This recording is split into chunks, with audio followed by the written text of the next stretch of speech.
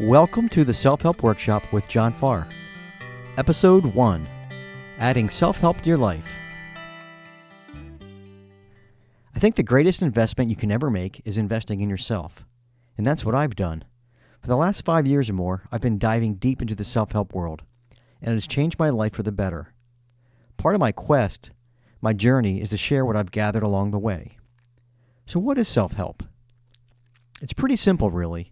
It's a practice of self-improvement by oneself for oneself. For me, growing up, self-help wasn't a reality. My family background didn't come from that place of self-improvement. So it took me some time and mostly an inner voice to come out and say you can do more with your life. I hit a point where things were not working. I was getting the same unpleasing results no matter what I did. So I knew I needed something different. Self-help was the process that got me moving in the right direction. Self-help is not necessarily in the mainstream. It is estimated that about 5% of the U.S. population uses self-help products. Well, that's a big number of people. It's not common. In my native social groups, I'm one of few who are into self-help. Through self-help workshops, personal growth seminars, coaching, etc., I've created new social groups with like-minded people, which has been amazing.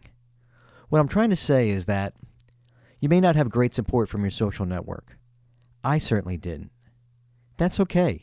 This is about you becoming your best self.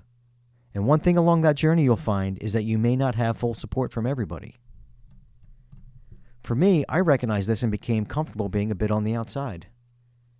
If I told my dad I meditate, I'm not sure what his reaction would be. It's not the space he comes from. It doesn't change the fact that I found meditation to be a wonderful practice for me, and that I love my dad very much. Science is now confirming the wonderful benefits of meditation. We'll get more into that in later episodes. So one of my favorite quotes is from Abraham Maslow, the famous psychologist. He said, "What one can be, one must be." That quote always gets me going. It refers to the term self-actualization, which is defined as the realization or fulfillment of one's talents and potentialities, especially considered as a drive or need present in everyone. So the core of this topic today is that the point of self-help, for me at least, is to move forward in my life in a direction that allows me to be all I can be, and to do it in a loving, positive, and fun manner. Will there be bumps along the road? Of course. That is part of the journey. As we get deeper into this work, the bumps actually take on meaning and help guide us along the way. If that seems strange, don't worry. It doesn't have to all make sense. Let's focus on where we want to go and allow the resources to show up along the way. I'd like to make one more point on self-help. This is important. Self-help is about improvement. You are not broken and needing fixed. You are already perfect with who you are. All the knowledge and resources you need are already present in you. Self-improvement is a process for unlocking those resources, talents, and knowledge you are not fully accessing. I'll give you an example that may help. In sports, one of the most famous positions is the quarterback in football. And a famous quarterback is Tom Brady of the New England Patriots. No one can contest the success he's had. Besides having a head coach, an offensive coordinator, a quarterback coach from the team, Tom has his own personal quarterback coach he works with in the off-season. As good as he is, he still takes the time and works with someone to get better. It's a brilliant strategy. It's not about pride. It's about being all you can be. Maybe having access to a coach can help you reach a higher level. Hollywood actors as famous as Al Pacino have acting coaches. A great book on the subject is Stop Acting, Start Living by Bernard Hiller. He has a great quote. "First, you must discover what is unique and special about you and then develop an effective plan to achieve success." You see, it starts with you. You have amazing potential. I believe in the potential of everyone. We were all given gifts and uniqueness.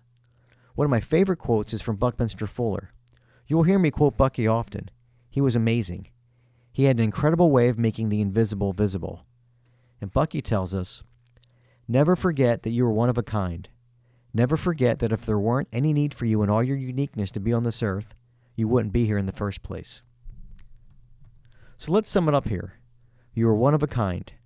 Your job is to discover your wonderful uniqueness and be all that you can be. Self-help is a process for helping you achieve this. So let's get in a workshop and do a little work today. How about we take 5 or 10 minutes within the next 7 days and make our own list of our unique gifts? I'm talking about the things you do well, the things that come easy for you, and the things that make you happy. This may seem a little strange.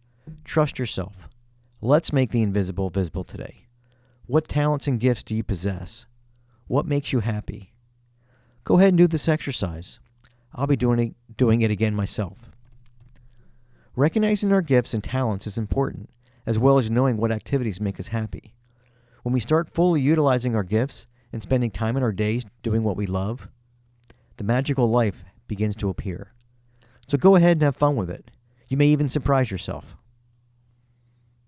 On behalf of the Self-Help Workshop, I'm John Farr, wishing you a magnificent journey.